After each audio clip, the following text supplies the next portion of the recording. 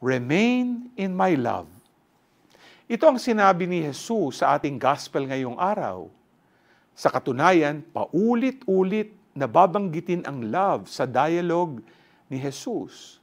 However, Jesus also tells us how we can remain in His love. This can be summarized by loving God and our neighbor.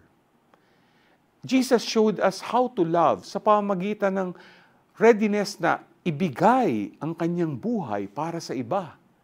He taught us with His death and resurrection, His teaching that there is no greater love than to lay down one's life for one's friends.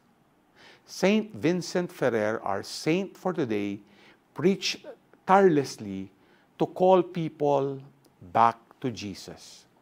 Ginawa niya ito because he believed that remaining in Jesus through an outpouring of love brings true joy. Handa ka ba na manatili sa pag-ibig ni Jesus? Handa ka na bang umibig katulad ni Jesus? G ka ba?